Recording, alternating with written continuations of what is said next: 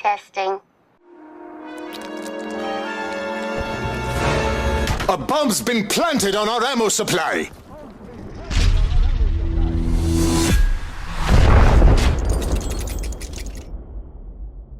What's going on, everybody? This is dkdynamite for some breaking news here for you guys today. What are the odds that the entirety of Call of Duty 2021 was seemingly revealed just as a new Battlefield trailer also dropped? What a coincidence, right? But today we're going to break down all new information about the upcoming Call of Duty campaign, multiplayer, zombies, and even Warzone. There's plenty of information that I'm sure you guys haven't heard yet. It's also looking like Treyarch's going to have a really large role in what's being called Call of Duty Vanguard. Definitely stay tuned. But before we jump into that, be sure to hit that subscribe button down below and drop a like if you're excited for either Battlefield 2042 or Call of Duty Vanguard. Maybe you're excited for both, and that's totally okay. Everybody has their opinion, right? But I had a zombies video planned for at some point this evening that I'm going to push back until Friday, since tomorrow I'll be live streaming the Season 4 gameplay premiere during Summer Games Fest, and I'll have a video dropping shortly after the stream breaking down all the new information as well. Now, real quickly, I wanted to remind you guys, one of the greatest tweets to ever exist comes over from Rob on Twitter, as he said, to stroke the fires of the Call of Duty versus Battlefield discussion today, Call of Duty's greatest success in recent years was catering to an audience of neglected Battlefield fans. It'll be interesting to see if Battlefield attempts to take some of the 6v6 pie away from Call of Duty. We'll be talking more about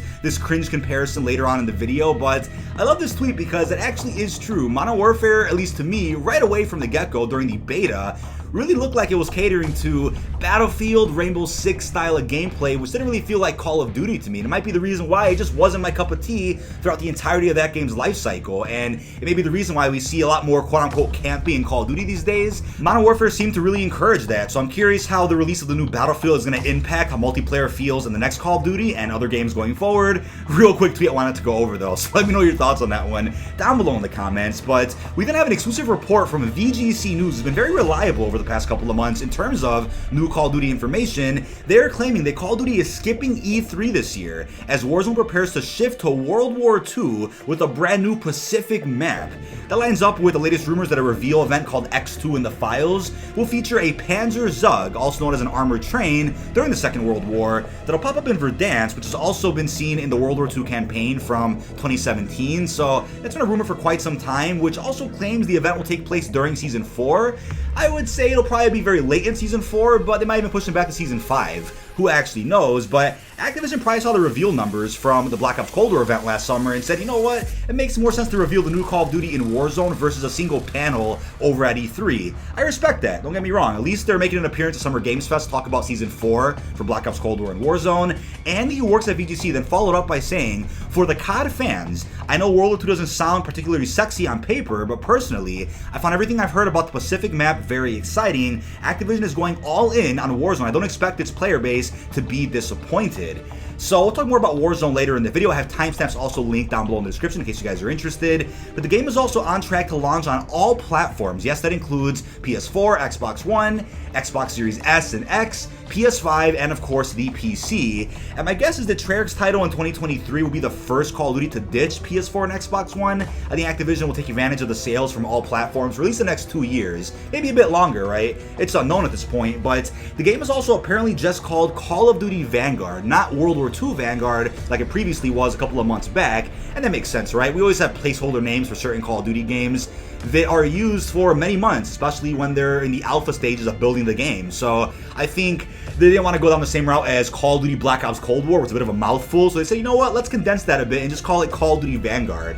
I also think Call of Duty Cold War was a pretty clean title, but I get why they went with Black Ops Cold War to at least solidify that it was a game in between Black Ops 1 and Black Ops 2. So aside from that, the game is set to launch in November, which means they don't really care about what's going on with Battlefield right now. That game is launching, I think, October the 22nd. And if Vanguard is launching after that, then it seems like they've learned their lesson. They're not going to pull up Black Ops 4 where they say, oh crap, Rockstar is launching Red Dead Redemption 2, let's release Black Ops 4 ahead of schedule, even though we probably shouldn't because the game just isn't ready. You need about a month or more of QA testing to polish every mode in the game, and that's what happened in Black Ops 4. The game released a bit too early, and everything was broken. So this time they're like, you know what, let Battlefield do their thing, and we'll release Vanguard whenever it's ready. And that's just a rumor right now. The game could actually launch in October for all we know, but right now, VGC is hearing that the game is going to launch at some point in November. Now, Vanguard will feature campaign, multiplayer, and zombies modes set in the European and Pacific theaters of World War II, with its plot centering around the birth of modern Allied special forces.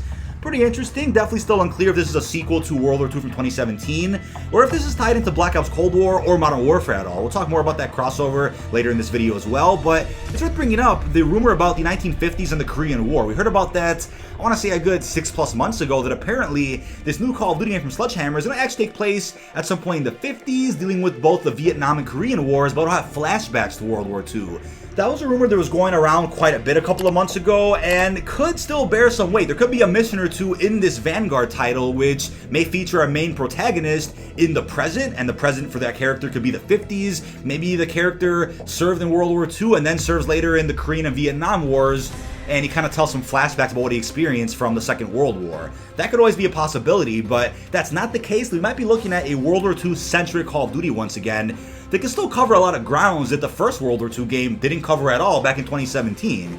And if you guys don't remember, World at War from 2008 all the way, well over a decade ago, did cover the Pacific theaters of the Second World War in a bit of a different way than World War II did. So they're two drastically different World War II experiences, so this new Vanguard title could be kind of picking up where World at War started a bit, covering other aspects of the Second World War that Sledgehammer just did in a couple of years ago. So I'm okay with this. We've only had 2 other World War II titles in the past 10-15 years, and there's still much more they can cover with this game, don't get me wrong, but if they go ahead and cover a little bit of the Korean War, which could be a bit of a time jump in the campaign, then that can intrigue players a little bit more, since that's a war that hasn't been explored at all in a Call of Duty title to date. So they jump back and forth. It can really make this game feel a little bit more unique. But now in regards to Vanguard multiplayer, we actually know the least about this mode out of the entirety of this upcoming Call of Duty, surprisingly. It's safe to say that with thousands of new staff they're hiring, the extra Sledgehammer studio they're opening, and the capabilities of new consoles like PS5 and Xbox Series X, the headquarters feature from the other World War II game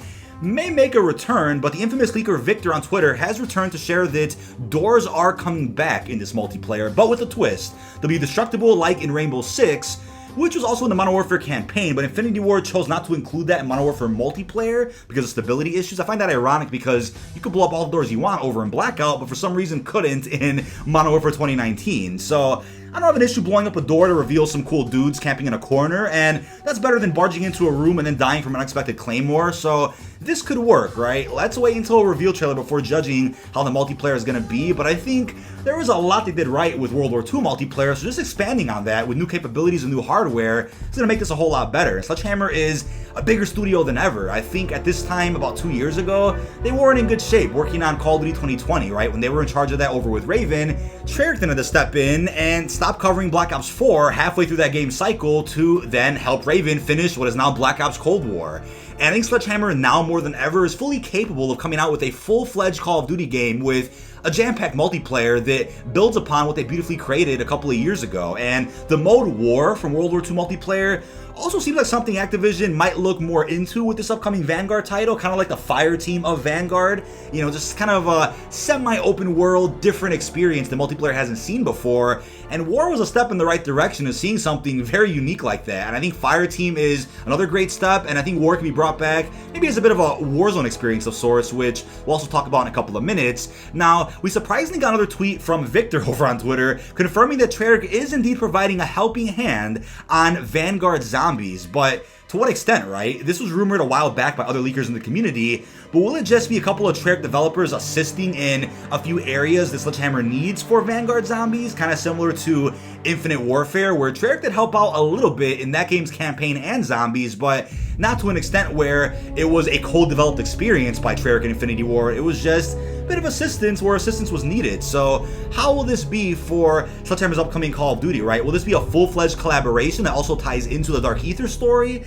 And I would say Cold War Zombies already has a fair share of World War II backlog, as you can see in the D Machina intro. That's the thing, right? World War II already has played a large role in the Cold War Zombies story, but we haven't seen much of it. So is this game the opportunity where they explore that prequel and then kind of build towards what we have now in Black Ops Cold War? I mean, I don't know if the community likes that too much, right? Kind of going back and forth a bit, where you have a grounded story and then you start telling sequels and then go back to prequels and jumping back and forth. And the community, for the most part, really does prefer kind of a fluent story being told from A, B to C, not A, C, F, and then B again, if you guys get what I mean. So let's be patient with how zombies is gonna work. We're still pretty far away from any type of reveal of what this mode's gonna be like. Now, would this mean we then have the same Cold War zombies perks and mechanics if it's all in the same universe?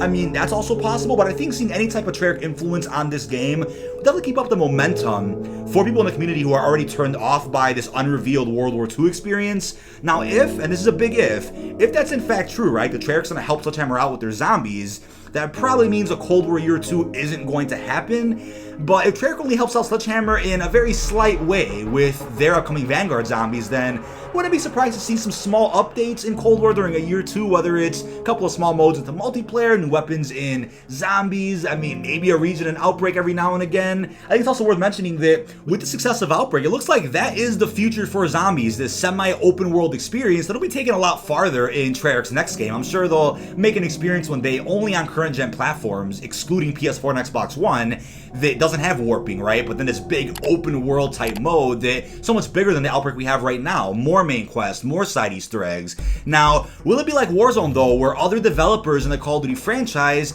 then add their own content to this potential standalone Outbreak application, right?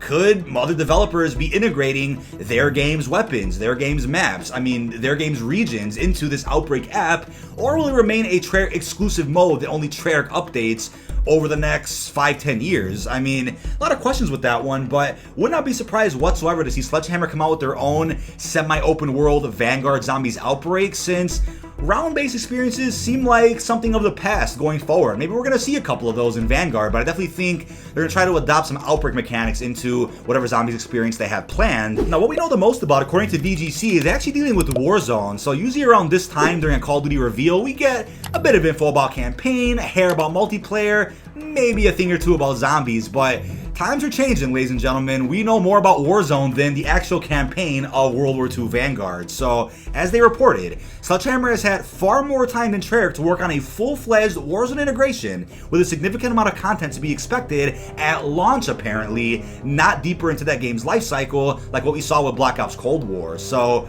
with Treyarch, Rebirth dropped in Season 1, Verdansk 84 dropped in Season 3, but Sledgehammer wants to bring the heat with their Warzone integration, and they'll apparently be dropping what is considered the largest and most ambitious Warzone experience to date. It's meant to be larger than Verdansk. While there will be some huge vehicles to cater to the size of the map, the leaker Victor also went ahead and mentioned new ways to play with destructible environments similar to Rainbow Six as well. The game will be using the Modern Warfare engine, but remember boys, that doesn't mean that the game will be a Modern Warfare copy and paste, since Sledgehammer can choose to use different mechanics, different lighting, different movement, regardless of what engine they're running on, right? Black Ops Cold War may use a different variation of the Modern Warfare engine. It's kind of a hybrid between Modern Warfare 2019 and Black Ops 3. Still has quite a few mechanics that are in Warzone, which to me work better in Black Ops Cold War than Warzone, but the lighting and the movement's a lot different than how Modern Warfare works. So engine doesn't really matter that much. It doesn't dictate how the game will feel.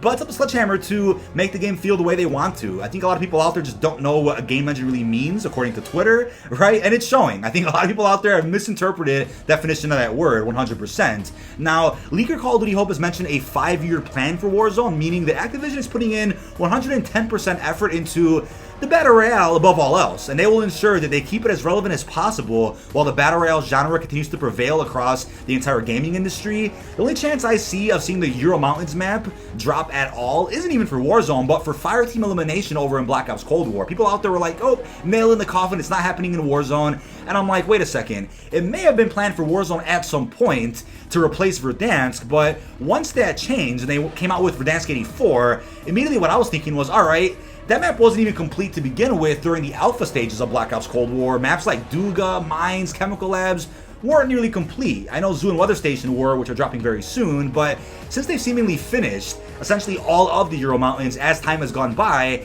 that means that the Ural Mountains could in fact be ready to drop at some point, maybe in Season 6, as a bit of a hoorah, final bang for Black Ops Cold War's life cycle. But what it looks like here is that Treyarch just didn't have enough time to pull off a Warzone integration the way that Sledgehammer does, And that's okay, right? I think it's worth a separate video at this point talking about how Treyarch's gotten the short end of the stick many years in a row now, but they're still trying, still pulling off fantastic games throughout a pandemic, still dropping banger content that I've had a ton of fun covering on my channel. And again, just subjective, I understand that you might disagree with it, but they've pulled off some pretty tough tasks during some pretty difficult times with Black Ops 3, Black Ops 4, and especially Black Ops Cold War. So show them some respect, right? And let's see what happens with this Warzone integration, but I think at the very least, Sledgehammer is going to bring the heat this time around and really show you what a Warzone integration is. Maybe integrating weapons at a better time, maybe replacing Verdansk entirely upon launch.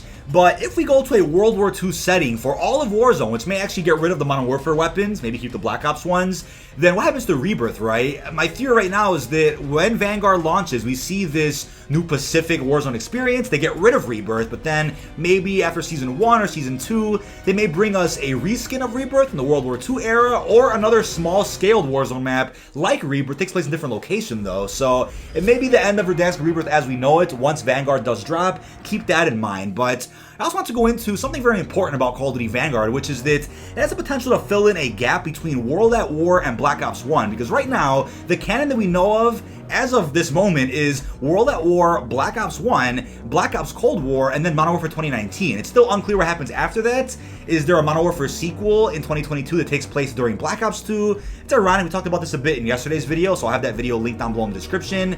But with the canon that we have right now, this Call of Duty Vanguard does fit perfectly in between World at War and Black Ops 1. So could we see Reznov pop up? Could we see maybe a cameo or something of a Treyarch character that just solidifies that this Vanguard experience does take place in the same timeline as Black Ops Cold War and Modern Warfare 2019? The thing about this game, though, is that it doesn't really have to bleed into either Cold War or Modern Warfare necessarily, so we may just get a year off of this giant crossover amongst our favorite characters. This game may stand on its 2 feet, all on its own, and maybe be a sequel to World War II for 2017 on top of that. So a lot of potential here with what's going on in the story, but I definitely want to say it looks like Activision really wants to keep things crossed over for the foreseeable future, especially in Warzone. So now it's a question as to whether or not campaign multiplayer and zombies for Vanguard tie into something to do with Black Ops Cold War. Imagine seeing a Reznov cameo on the scale of how Zakhaev was over in the Cold War campaign, where he's sitting next to Kravchenko, something simple like that, just to solidify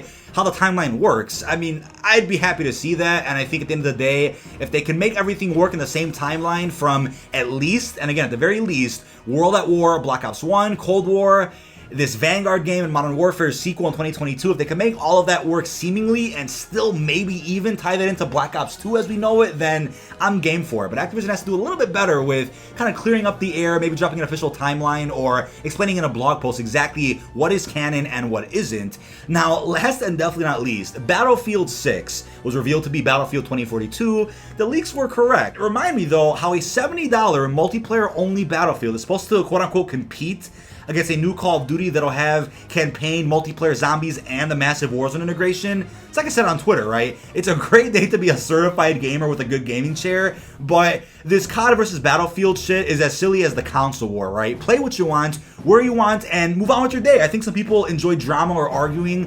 Which opinion makes them feel better? You can't convince somebody that something's better than another. I don't get the point of trying in Twitter threads or Reddit threads. Why do that? Just enjoy the game that you want to enjoy. I think realistically, it's the same cycle of people who haven't really played Battlefield too much, but are tired of COD, praising one unrevealed game over another, then jumping back to COD after a week of the new Battlefield, since no one does post-launch updates or grindy multiplayers like Call of Duty does. So that's at least for the first-person shooter genre, right? That's the way I look at it. Both games can coexist, be successful, make people happy. If you're tired of COD, no problem. Move on with your day. But if any game is supposed to dethrone Call of Duty, it's not going to be Battlefield. It'll be something revolutionary like Fortnite that literally inspires Activision to drastically change how they release content and inspires them to adopt the new trend at the time by putting the Call of Duty spin on it. If Call of Duty's at a peak right now in terms of player base, revenue, energy, interest, I mean, if that is the case, as they confirm in their investors call, then what is the point in saying, oh, Battlefield's gonna dethrone COD, right? I'm like, look, Battlefield can do anything they want to do. It could be the best Battlefield ever created, and I don't think Call of Duty will be touched very much by that. What will happen, though, is if Call of Duty just drops a bad title that doesn't do great, then Call of Duty will be its own downfall. I think truly, just like Fortnite, it won't be another game that quote-unquote dethrones it. It'll just be the game itself making mistakes and dropping flops that leads to the downfall of the franchise itself, which I don't think is going to happen for quite some time, at least for Call of Duty. But that is about it. This has been dkdynamite. Leave all your thoughts down below in the comment section. What are your thoughts on this surprise reveal just about the entirety for Call of Duty Vanguard? How do you feel about Battlefield 2042? And do you agree with me that this quote-unquote war over on Twitter and Reddit just has to stop? I mean, just enjoy what you want, play what you want, be tired of the games that you play, move on to something else, but just have some respect for the developers who put their blood, sweat, and tears into games that still make people happy, right? These games are still breaking records all over the world, so whether you like it or not, I think many games at once will be successful and still coexist. Really hope you've enjoyed, and peace out, everyone.